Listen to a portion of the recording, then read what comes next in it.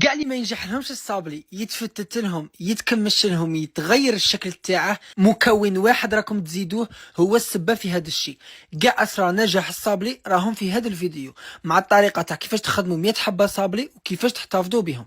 هنا نبداو ب 250 غرام مارغرين بدرجه حراره المطبخ، حبه بيض مع صفار بيضاء نطلعوهم مليح بالباطو حتى يولوا كريميين، نزيدوا لهم كاس الا ربع سكر غلاس، نخلطوهم مليح ونزيدوا زوج مغارف مايزينا، نخلطوا غير بالمغرف دروك ونزيدوا الفرينه بالتدريج مع راس المغرف. خميره كيميائيه، خميره من تكثروا بزاف تغير لكم الشكل، انا درت غير على راس المغرف. والصابري تلموه ما تعجنوش، تلموه غير باليد تاعكم. المرحله الزوجه نجيبوا الفيلم اليمونتير تاعنا التعميره بلوس ونقسموا العجينه على زوج ونخلوه يريح واحد النص ساعه. هنا العجينه تاعي راني خليتها تريح، موراها ضروري البابي كويسون، وانا دائما نستعمل تعميره بلوس ما يلصقش وما نديروش كاع الفرينه في الصابلي. غادي نورقوه فوق ورق الطبخ، تورقوه كيما هكا، تحلوا داك ورق الطبخ وتروحوا تطبعوا. انا استعملت هذا الطابع تاع الورقه، الطابع دائما نغطسوه في الفرينه باش نطبعوا. الطياب واللي هو اهم حاجه انا نديرها على 170 180 درجه مشعول غير من التحت، انا الصابلي ما نشعلش عليه من الفوق، واصلا من يبرد غادي يزيد يحكم روحه. كيفاش تحتفظوا به؟ ديروه في علبه محكمه الغلق ودسوه وبصحتكم. الباك والبوام ما باقي لهمش بزاف، وحتى العيد راه على الابواب، وعلى بالي بزاف منكم يحوسوا على كاطو ساهل ماهل بنين ويخرج كميه كبيره. اليوم جبت لكم مشقق الفراوله غير باكي تاع الفلون، تخدموه يجي بزاف شباب، هشيش من برا خفيف من الداخل. ايا نبداو زوج حبات بيض، قرصه تاع الملح، ونجيبوا باكي فلانو من عند رابحه، هذا تاع الفريز، تقدروا ديروا ذوق الشوكولا ولا الفاني كيما راكم باغيين. نزيدوا له مغرف سكر ونخلطوه بالباتور حتى يذوب مليح داك السكر، هذا السر الاول باش تشقق لنا مليح. هنا نزيدو كاس الا ربع تاع الزيت بالتدريج حتى يدخل غايه في الخليط. من موراها نجيبو زوج مغارف مايزينا ومغرف صغيره خميره كيميائيه رابحه، نحطوها في الخليط نغربلوهم نخلطوهم ونلمو بالفرينه. بالنسبه للفرينه انا دات لي تقريبا 3 كيسان، زدت عطر الفراوله باش يعطيني داك اللون الشباب، ونخلطو مليح. ميم الفرينه نغربلوها ونبداو نلمو حتى تحصلوا العجينه تكون طريه، كل واحد والفرينه تاعه. هاد العجينه نديروها في كيس بلاستيكي ونبداو نقلعوا منها غير بشويه، ونوزنوا للحبه 30 غرام، تقدروا توزنوها 25. نرمدوها في سكر غلاس ونحطوها في الكيسات. الكوشه تكون حاميه على 160 درجه، ندخلوها طيب، انا رشقتها من الفوق غير بشويه تاع الكركاع، طيب من تحت واحد النص ساعه هكا. مور ما يتشقق لكم شعلوا ليه من الفوق غير واحد زوج دقائق 3، تحصلوا على اجمل مشقق تاع فراوله بزاف يجي شباب وبنين. جربوه بارطاجوه غادي تسحقوه في مناسباتكم.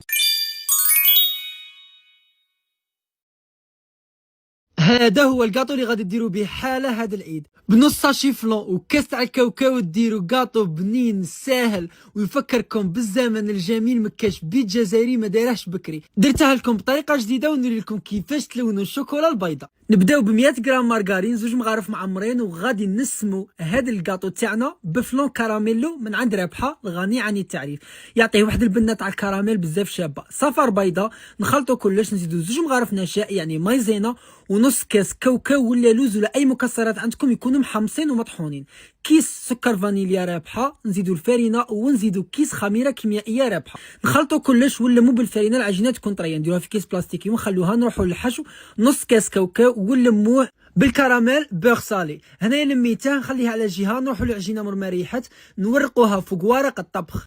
انا كاع الكاطو تاعي ندير له كي من هكا، نشكله درته انا غير بالكاس، جاني هكا شكل شباب مدور وصغيور، ندخله يطيب على 180 درجه غير من التحت، من تشوفوه نشف طفوا عليه وخلوه على برا. هنا نجيب داك الحشو ورقته ونعاود نطبعه بنفس الكاس اللي طبحت فيه هذاك الكاطو الاول. وباش تسهلوا على رواحكم وتعمروا بالخف ديروا هذه الطريقه اللي ندير فيها موضحه في الفيديو. ذوبت شوكولا بيضاء، زدت لها شويه تاع الشوكولا بالحليب، زوقتها بخطوط بالشوكولا نوازيت، ودرت لها هنايا الكراميل ورمتها في داك الكاوكاو اللي بقى لي الاول، وتتحصلوا على اجمل كاطو بزاف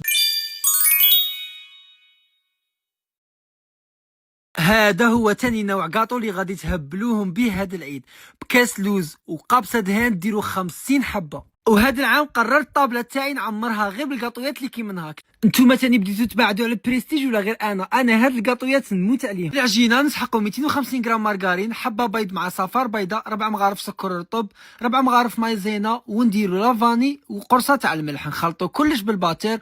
من بعد نبداو نلموا بالفرينه حتى تولي عندنا عجينه طريه، نخلوها تريح ونروحوا نخدموا لا كريم فرونجيبان. ونفس وزن البيض نكملوا به كامل المكونات الاخرين. البيض وزن 3 حبات جاتني 160 غرام، زدت 160 غرام سكر، نخلطهم مليح مع قشر البرتقال لافاني، 160 غرام مارغرين و160 غرام لوز مرحي ولا كاوكاو مرحي كيما راكم باغيين. على راس المغرف خميره كيميائيه، وزنتهم وحطيتهم في كاع القبابش تاوعي وقعدت نشكل فيهم.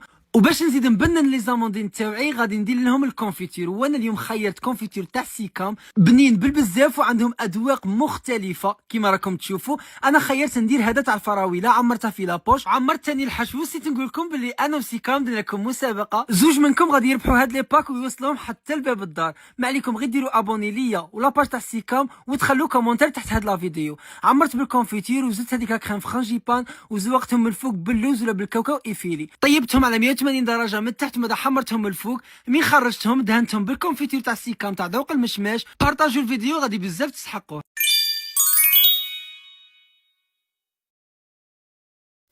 اكثر من 10 سنين وحنا نديرو هاد الكاطو، وفي دارنا مستحيل نفوتوا العيد بلا بيه، غير بحبه بيض يقطع لكم اكثر من 40 حبه.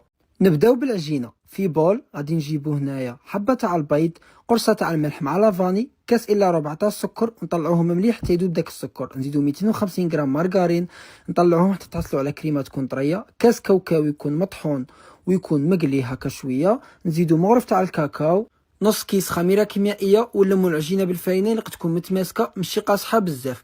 نديرها في بلاستيك غذائي ونخليها تريح. بغيت نقول لكم بلي نتوما توجد تشوفوا الحاجه الشابه، والحاجه اللي ما تشوفوهاش انه من مور كل فيديو ندير بزاف الماعين.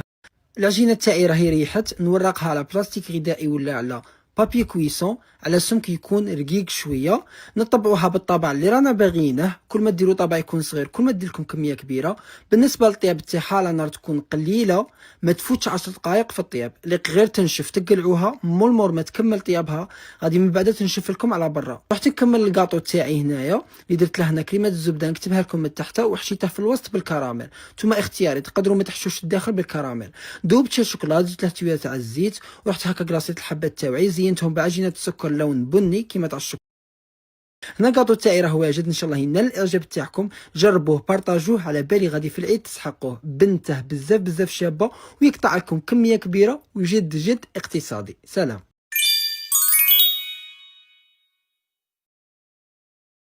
الكاوكاو تاني بقيمته وشانه، وما ليخش نتكبروا عليه، وماشي من شروط غير اللوز باش نخدمو مخبز الشباب. واليوم جبت لكم مخبز الكاوكاو مع جميع الاسرار باش ينجح معاكم. كيفاش تخرج لكم الحبه هكا متحوفه، وكاع الاسرار باش تخرج لكم الطاليه بيضه طريه وتلمع. ما تنسوش تخلوا جيم وكومونتير. ايا نبداو الوصفه. شريت كاوكاو مرحي وغادي ندير منه 3 تاع الكيسان.